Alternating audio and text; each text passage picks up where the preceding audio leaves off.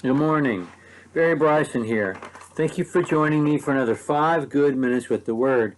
We're in Matthew's Gospel, and we're in chapter 15, and we're going to be reading verses 12 through 20 today.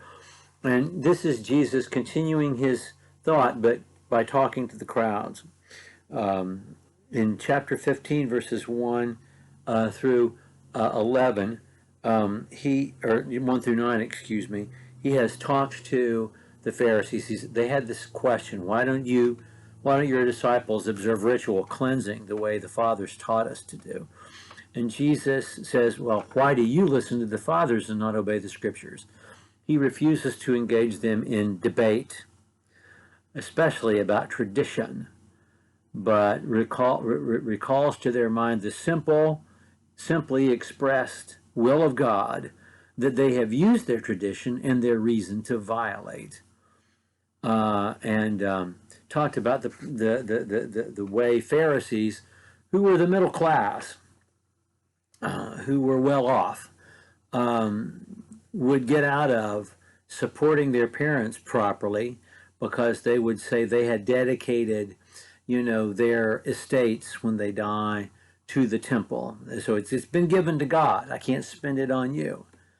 And explain how that was a violation, a clear violation of what God had commanded. And so he's going to continue on this line of thought and keep it as simple as possible and explain clearly and simply what God expects of us to the crowds.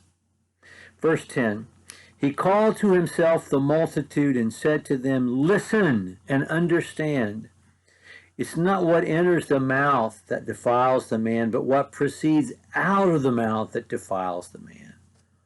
His disciples came and said to him, do you know that the Pharisees were offended when they heard this statement? But he answered it and said, every plant which my heavenly Father did not plant shall be rooted up. Let them alone. They are blind guides of the blind. And if a blind man guides a blind man, both will fall into a pit.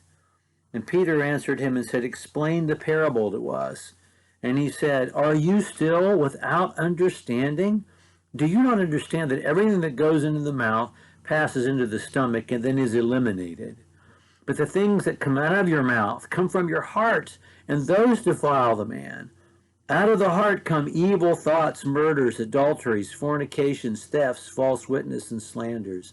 These are the things that defile the man, but to eat with unwashed hands does not defile the man. This is so simple. It makes so much sense, and they are so obtuse. It takes them so long to get it, and I'm not sure they got it even at this point, and I know we don't, because we like things to be complicated. We like a puzzle. We want to open the book of Revelation and make it a Sudoku or something. We won't just listen to the simple truths that are communicated, and the way the Pharisees would not. Everything had to be an academic exercise, and if we can't argue about it and debate about it, what fun is there in it? And Jesus says, this is simple. God has made it clear. It's not what goes into your mouth that defiles you. It's what comes out of your mouth that does. God did in the Mosaic law make certain things unclean, but that was about being obedient to God. It wasn't about the fact that pork is somehow inherently evil. God had his reasons, and we could surmise what some of those reasons were for telling the Jews not to eat pork and shellfish, but he did. And so they're not eating those things was about being obedient. And Jesus says it's not what comes out of your mouth that goes into your mouth that defiles you, it's what comes out of your mouth. And they didn't get it. And so we had to explain it to them. And it is so simple. And it's so on the money, psychologically, personally, spiritually. I mean, it makes so much sense. It's so clear. The things that come out of your mouth come from your heart. They come from your will. They come from the inside. And he lists fornications, thefts, adulteries, lies, slanders, murders, all those things start in here and then are expressed and acted upon, exactly the way his little brother James is going to explain it in James chapter 1. beginning with verse 17. These are the things that defile us.